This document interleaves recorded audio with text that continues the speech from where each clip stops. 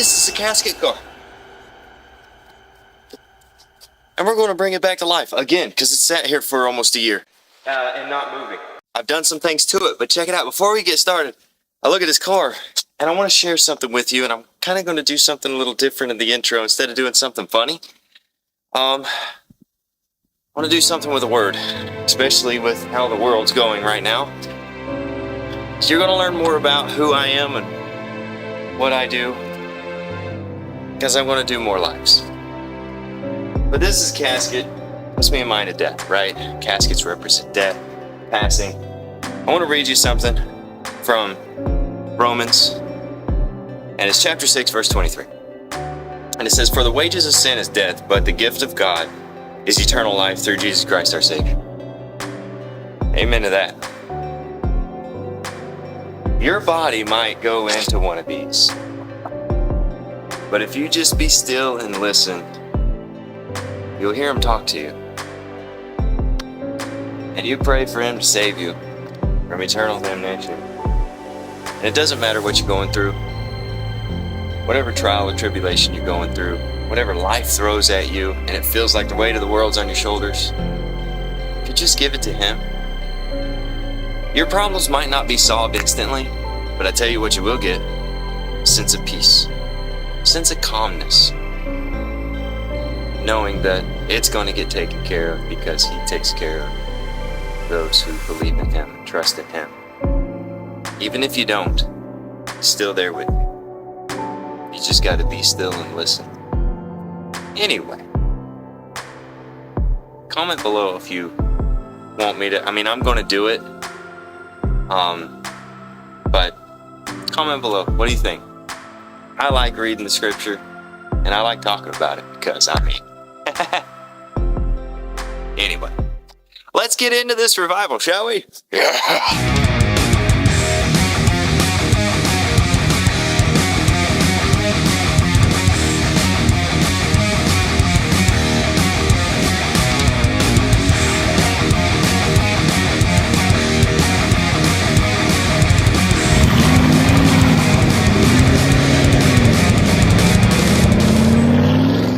So, as you have seen before in this video right here, it should be there, given that I edited it correctly. If not, it'll somewhere.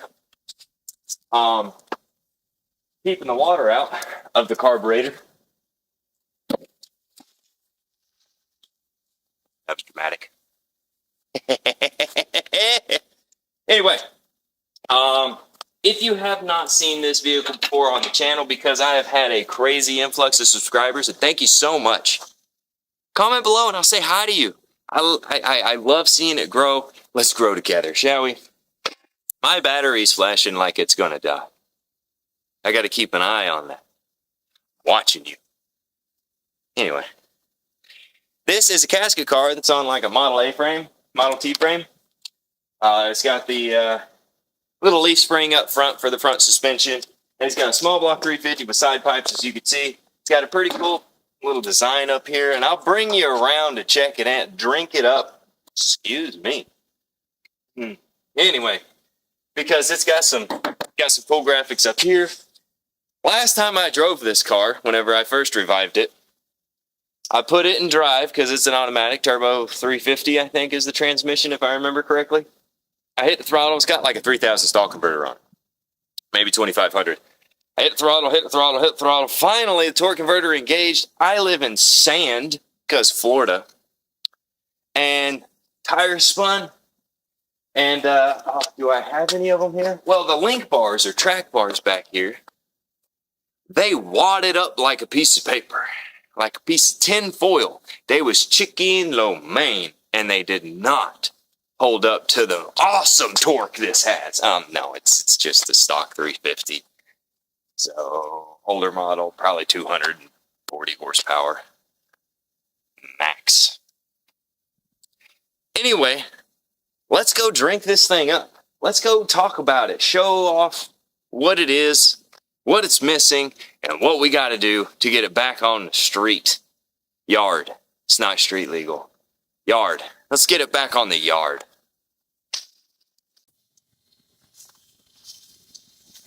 Pretty cool front end. There's a small block Chevy. Here's that graphic I was talking about. Walking around, drinking it in. Let's see if I can make that more noticeable. There we go. And then over there. It's a pretty neat little thing. This is the track bars that I've made out of 1-inch tube stock, round stock. Not completely welded up, but it does have a root weld in there. So it should be pretty cool. Center lines, fat and skinnies. Cool little fuel cell back here. It's on coilovers that don't do any good. Doesn't matter. On the inside here, we got a switch panel up there. Cool little chain link steering wheel. There's a shifter down in the side. I mean, you gotta be short to actually comfortably drive this thing. Flip this up. We got a distributor, a coil, an old coil. Switch panel back there from painless wiring, which may come in handy later. But yeah, there's the ride. And you see this right here. You see how that's back? That hole right there? It's back about 1.5 inches center to center, almost 2 full inches, maybe 1 3/4 inches. That's how out of line this rear end was in comparison to the frame and being square. I had to square up the front end. I did all this off camera because I was just pedaling around with it. And then I found whenever I went to go put these on to test fit them, holy crap, was it out of square. Anyway, we got that fixed. She's square, so no dog walking going down the driveway. Pretty cool little grill. Yeah, anyway, the only brakes that it's got, if you remember from the last video, it's just rears. There's nothing even connected to the fronts. Nothing at all. They're there, wheel cylinder's there, but there's no lines. The brake booster is a classic conversion brake booster, but both lines are going straight to the back. Mind you, I did not build this car. Okay, did not build it. I'm just working on somebody else's build. Let's dive into it. So first things first, I need to check the oil to see if there's any water that got down the app here. Where did I do that from before? Oh, over here. Let's see. Do we have water? Hopefully not. Does not look like water. Old oil. So we definitely got to change the oil. Are all the plug wires there? Plug wires are there. MSD distributor. That's not MSD. What is that? Mallory. It's a Mallory distributor. Okay. I'd never really even looked at that before. Had to make sure that my microphone was on, that you can hear me. Anyway, I do have a freshly charged battery in here. Why? Lay down and don't rip off. Okay. Oh, there it is. Freshly charged battery. Freshly charged, I mean new. From Rule King. They actually have some really cheap batteries, by the way. Put you down in here. Since we know we got oil, let's crank it over and see what happens. Like I said, it has been sitting for right at a year. Hindsight being 2020, should bark off. I don't know why there's a distributor coil sitting over here. We'll figure that out, sure. And these switches over here, if I remember correctly, this guy on the far end, there's spider webs all over this. I'm going to get bit by a black widow. Hope not, but I mean, at least I ain't allergic, so I'll just get like swollen, itching, sore. That's about it. Happens a lot. It's Florida. If I flip this up, okay, I heard a relay click. Wrong ignition. Okay. Spins freely. I don't want to use carburetor cleaner. Do I have any Got fuel right here. Let's put this over here. Excuse me. We're just going to splash it.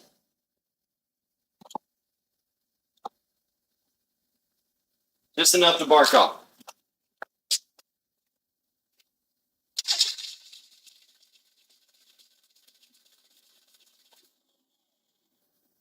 Not even trying. Okay, let me pull a plug. Oh, don't hit me. Don't touch metal.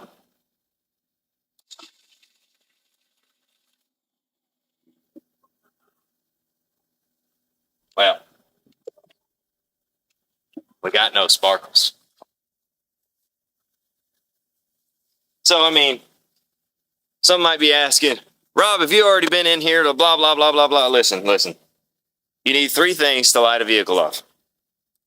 Spark, fuel, and air. If you ain't got one of those, granted, it's got to have compression, but I mean, if you ain't got one of those, it ain't going to light. So, we ain't got spark. That's the easiest thing to test. We know we got ignition. We know we got air. There's atmosphere. Spark is the next thing to go to. Usually whenever you pull one of those spark plug wires and you're a little close to metal, you're going to get bit.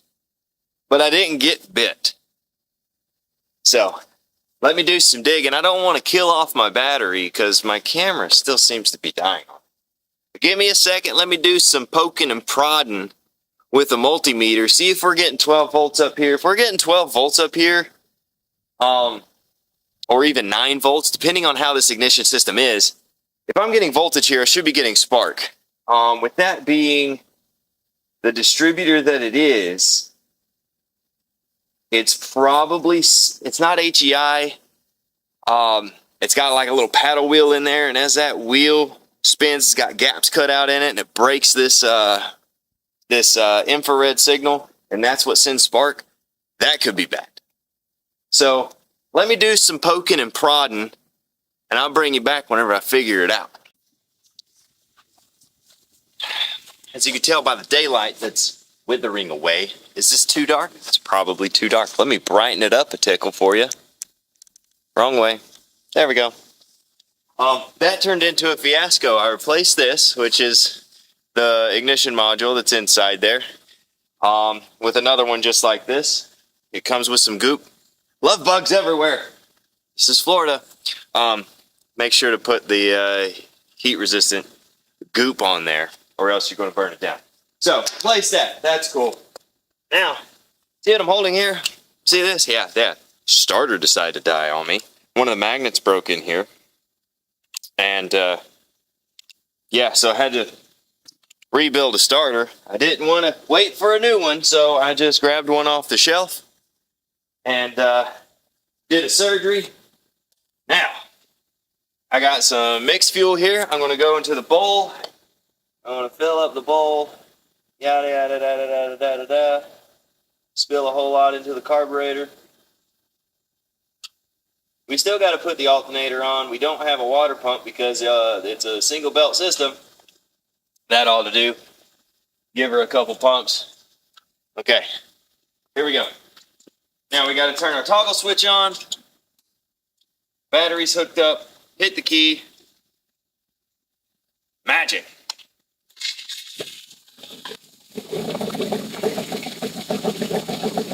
Yeah. I do have a fuel line going back to my fuel jug. And last time we ran this, the fuel pump worked. So I'm not really revving it yet because I want it to get kind of warm and I want that fuel to get up here. Give it a couple seconds. All right. Remember, no water pump, so we're going to be heating up pretty quick.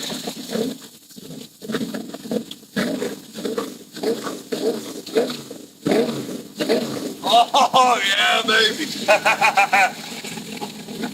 Now I got to put an alternator on and I got to wire that in because that's not wired in yet. They just had it on for belt tensioner.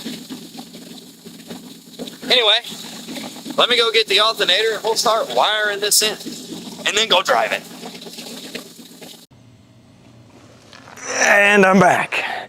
Now in the capable hands of Felix, because, you know, batteries died on my camera and I don't know what I'm doing. You know that from previous videos. Anyway, I want to do a quick recap because, you know, he's a professional and I just have a tripod. What we've done so far on the Casket car. First thing we did is change out the ignition module. So, in doing that, we ran into other problems.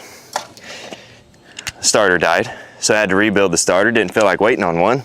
So I took one off the shelf, took it all apart, and then put it all back together. So we had a starter, and now I'm working on coolant lines. We got it fired back up. We did the track bars on the side. These are just root welded, so don't judge me.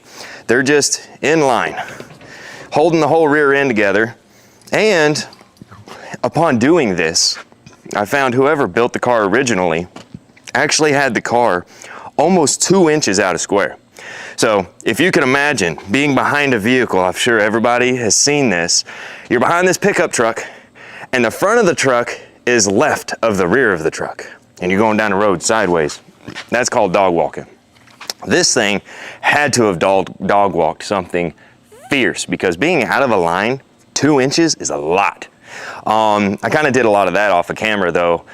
So I had to straighten up the front end. This is a Model T frame with the front end anyway, because that leaf spring that goes across the front end. And then it's got a modified rear end with a true posi track. Shoot, it might even be welded. I don't know, I haven't cracked the case. But we're back on it. You're caught up to speed. Now let's just get this to where we can drive it again. Do we have brakes? Probably not. Never. Why would you assume we'd have brakes? Okay, where do I gotta start? Upper and lower rad hoses.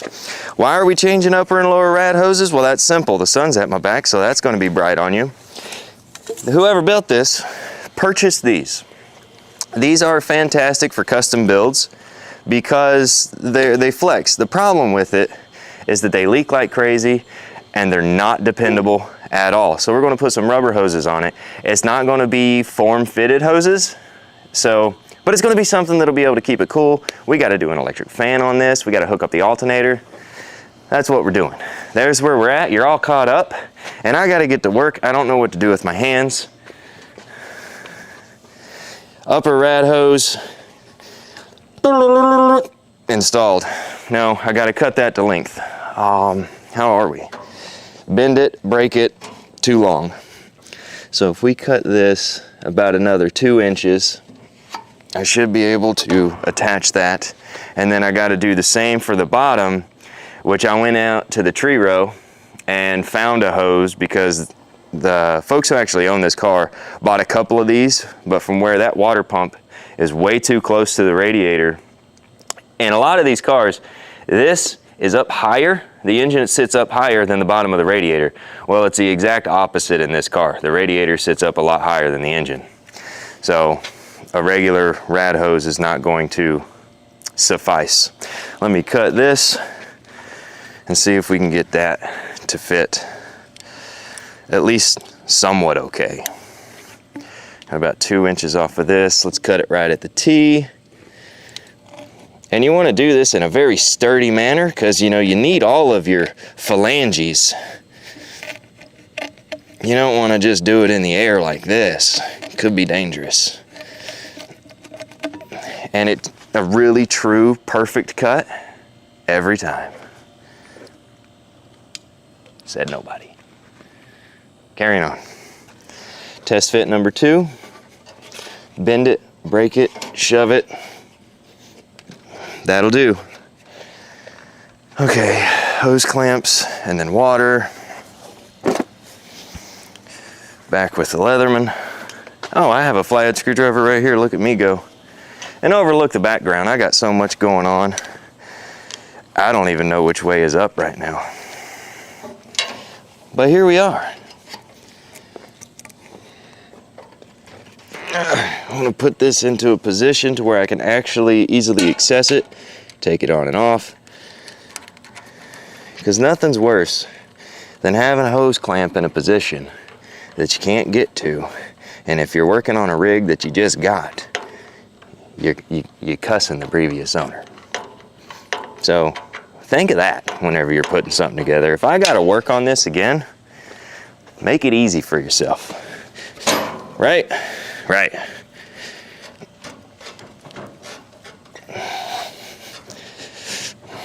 Little bit of a kink right there, but that'll be fine. It'll blow out. Hopefully it don't blow off. It's a casket car. It's supposed to be dangerous, right? Yeah. Okay. There's that one. Lower rat hose.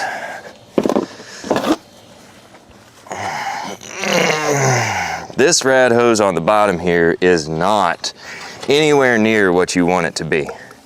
It's just something to get us by, to drive it around at this place called Kirby Family Farms.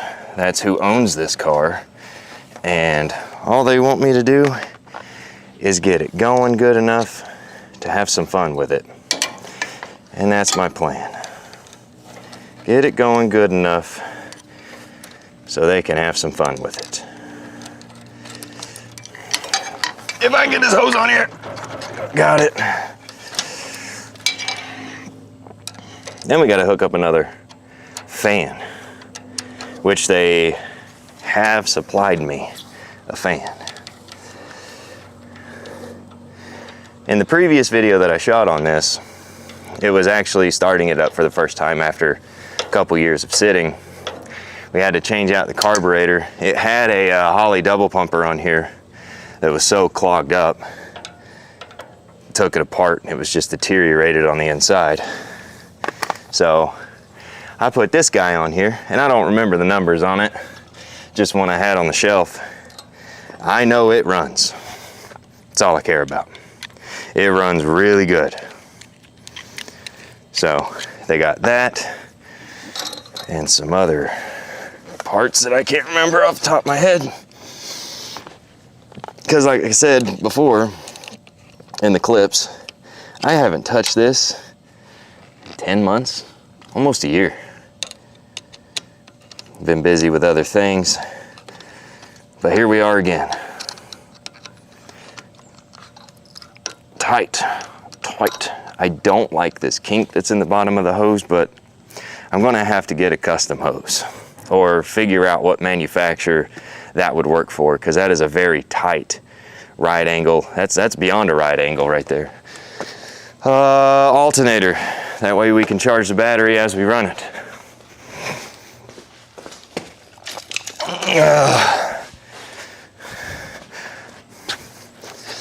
And if I sound a little monotone, I do apologize. I've been helping my neighbor for the past week with his well. Down here in Florida, we have wells.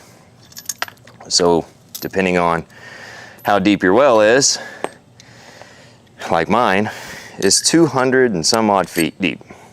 Luckily, his is only like 80 feet deep. So we had to pull all of that cast iron piping out of the ground along with a well pump at the end of that. And we did it by hand. So I'm extremely tired. But life goes on, right? Get in there. You know, you just gotta bend it till it submits. Then you know you're good. Belt. Looks like the center pulley is going to be what we need. Get this bolt in here because this is our tensioner also. That'd be a 1/2 inch.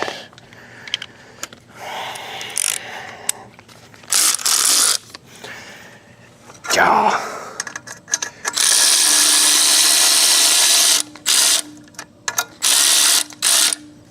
Grab my screwdriver, add some more pressure behind this.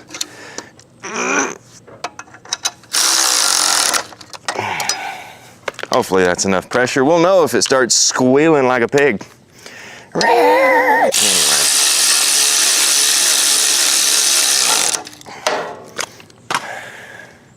And always remember, whenever you're dealing with your alternator wire, make sure that the battery is disconnected.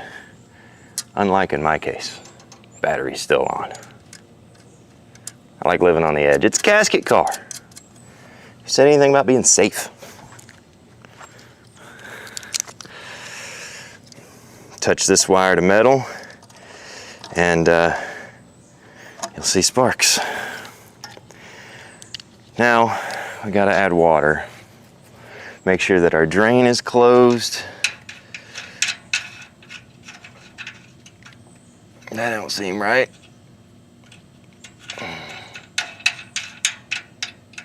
There we go. Water, aqua.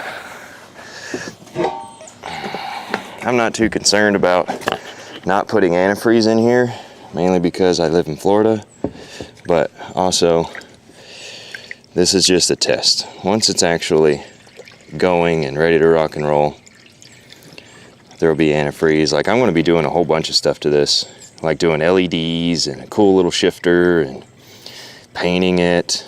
It's going to be pretty cool.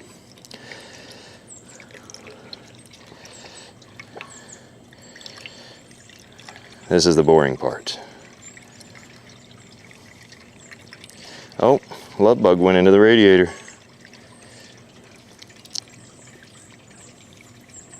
It's a lifelong swim right there. Too much. Slow down.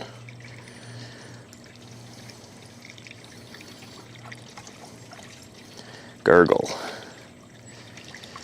Probably gonna have to get more water. Oh, I have some right there. Convenient.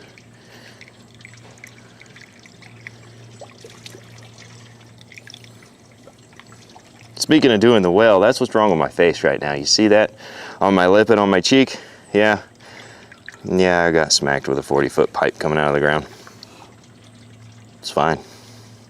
Caught it in the worst way, but nobody got hurt, so that's good. Nobody else got hurt, I should say. Long, drawn-out process.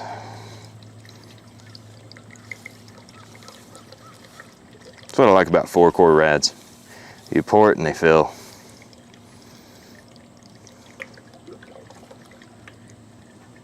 Oh, I think we might be getting close. I hear it. Oh yeah, just enough, I think. How are we sitting? Oh yeah, perfect. All right, what else can go wrong? We got upper and lower rad hoses. Those could leak like a sieve. Yep. Starter could go out again. Battery could go dead and the alternator not work. Fuel pump maybe? I don't know. Let's find out. Let me pick up my tools. Let's start it. Come to life. Battery is still hooked, right? Yes. On. Oh, I did not show this though. The way you start this thing, let me go over here so you can see. I'll get out of your way. So there's 3 toggle switches. These are supposed to do something. They're not hooked up. This one is the ignition coil. Bam. It's got that painless wire system in there that I showed you. And then this key, all it does is unlock the column. That's money, dude. Oh, and I'll open this up so you can see easier.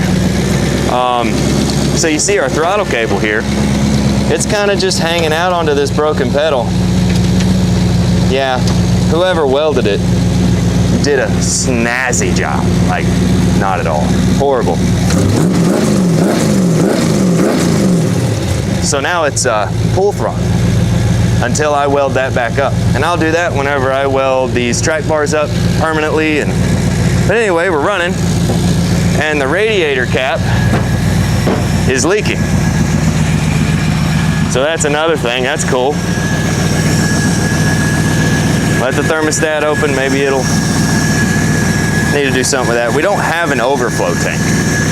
So as the system pressurizes, if this cap is bad, that pressure will push the water past the seal and cause this to happen here. I'm not surprised.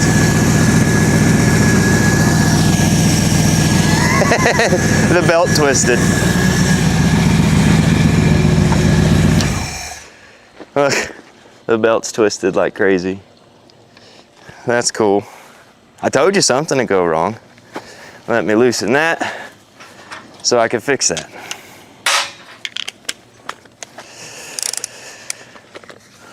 I hear it burping.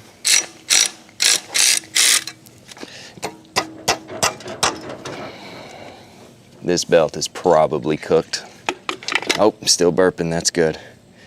What I mean by burping is as it's running, it's getting all the air pockets up to the top of the radiator from the lack of water inside the engine and everything from where we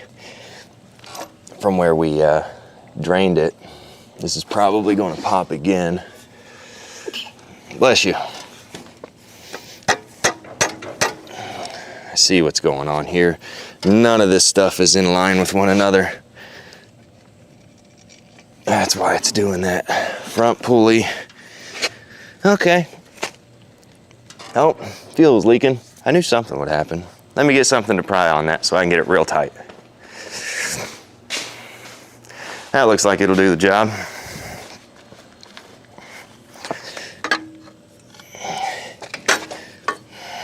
Allegedly.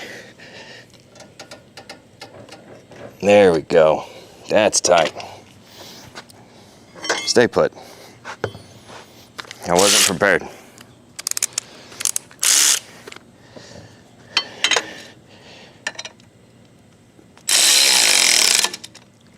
This is not a good bracket. All right, round 2. Switch up, key on, start. Massive fuel leak.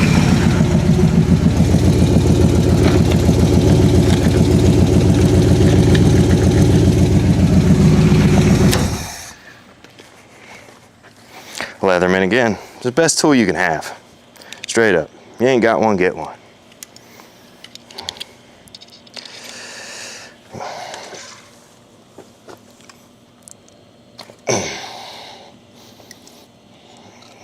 It's fine. Fuel's only flammable. Fuel's only flammable.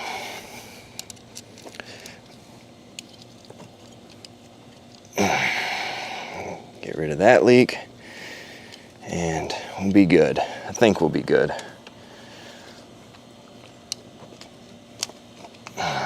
There we go. Now that we know that our fuel pump we know for sure works, I can actually replace this fuel line because it's in fantastic shape and get rid of this union here. So I saw this as I was tightening this up, so I know that that was all null and void. Didn't need to do that because I'm going to replace this whole line anyway with a fresh new line because this one is completely cooked. So let me get prepared for that and we'll bring you back. Alrighty, and we're back. I got fuel lines ran. I get back here to the little tank here and I look inside of it. Even though I've already cleaned it once, it's filthy again. So what we're going to do is loudly take this out, use an old spark plug wire, cap the end down here, and I'm going to put a mixture of vinegar, water, nuts and bolts in here. And we're going to clean this tank up because we do not, by any means, want to clog up that carburetor after we've already put so much work into this thing and getting it going. So, a little bit of vinegar and a handful of nuts and bolts, just something abrasive to shake around. Come over here, throw some water in it. Got some in what looks to be a gas jug, but it's not. It's a water jug.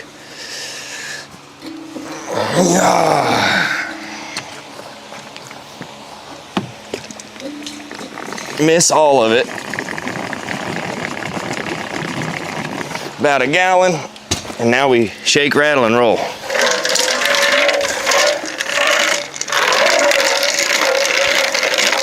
Now you saw how clear everything was going in. After a couple of minutes of doing this, watch what comes out of it.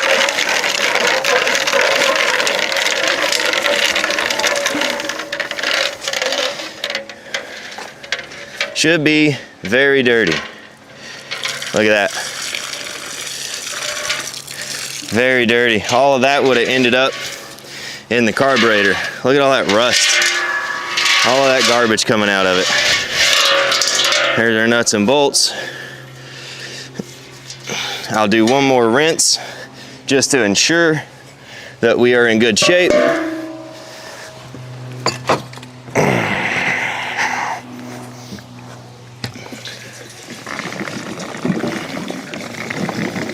A little bit of water in the fuel ain't gonna hurt it. It's just gonna be damp in there. It's not like there's gonna be gallons. Just a good rinsing. Do that a couple of times. That looks a lot better. We'll do that one more time, and we should be in good shape. I'll rinse it with fuel next, and actually fill it with fuel and let it use its original fuel system for the first time in a few years.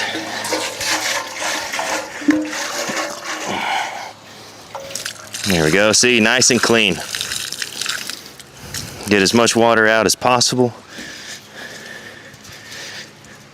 Listen for anything bad. Nothing bad. Okay. Now rinse it out with a little bit of fuel.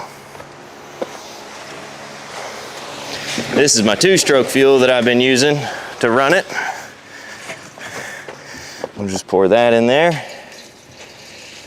Get it everywhere. Rinse it with that. Go over here. Why isn't anything coming out of that?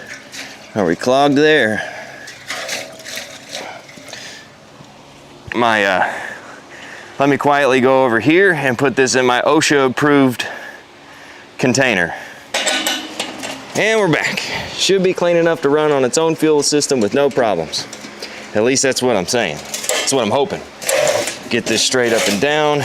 Make sure that, yep, my valve is straight up and down. Slide it over a little. Love bugs are everywhere. If you live in Florida, you know what we're talking about. Or the South in general. These things take over. They are not nice about it either. They just get really annoying when you're trying to do something.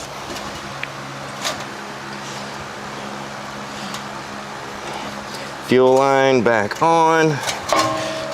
Nice and snug. Screw stick. It should be in business. The best part is I totally didn't spill fuel all over my leg.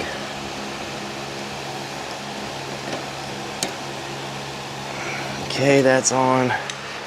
Tighten up the fuel tank.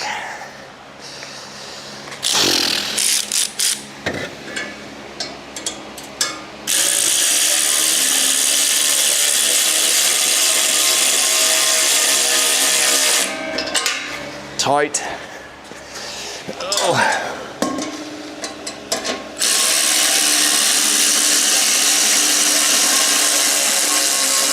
Tight. Now fuel.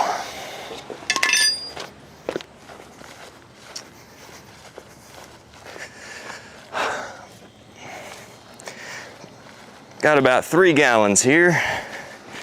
I'm gonna need a funnel or else I'm gonna spill this everywhere. Overlook my garage, it's a disaster.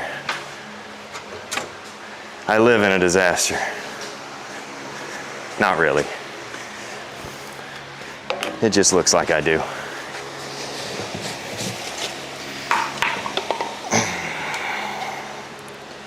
Easy, easy.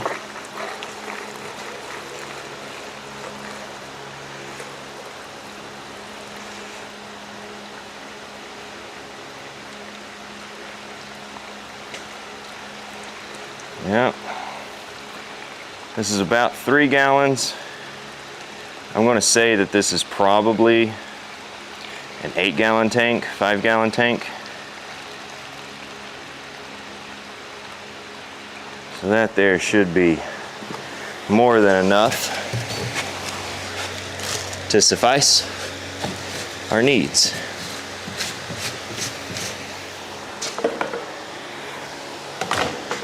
Yeah, there's fuel. I don't see anything floating around. It might take a second. It might die because I did empty a lot of this fuel line. That's on, that's on, that's on. Battery's hot. Clean fuel. And it should smoke less after a few minutes of running because I was running 2-stroke and now that's, you know, pump gas.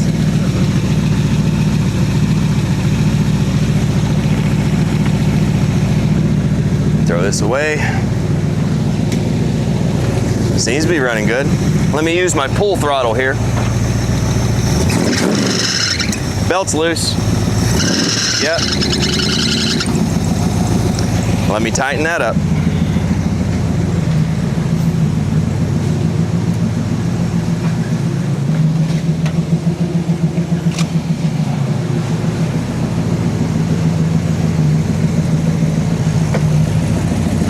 Where'd my Rache go? I just had it. See, this is my problem. Where did I just put my auto ratchet? I don't see any leaks in fuel though, so that's a plus. I guess I gotta do this manually, huh? Because I lost my auto ratchet.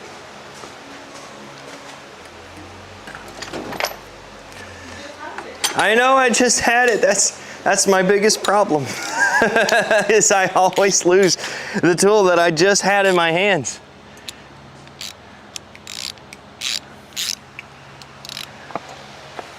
Felix found it. It's over there. It's right there. I was just seeing if he was paying attention. No, I seriously forgot where I put my tools. The funny thing is he was like showing me like 2 or 3 times. Did not register. Let's see if we can break our record with it. Hopefully it won't break this time. So into the driveway, around the yard, come back. Okay, watch out, here we go.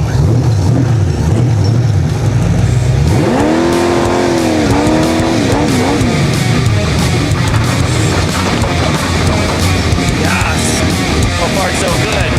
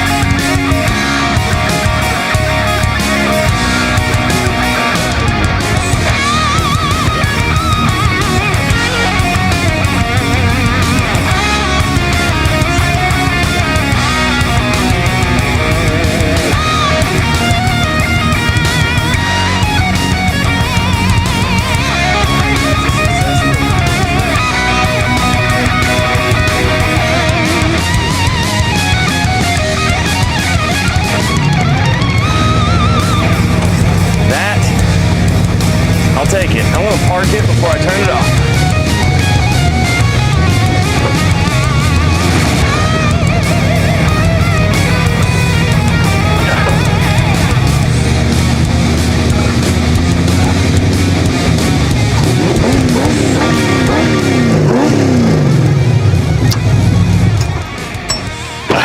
Now I gotta climb out.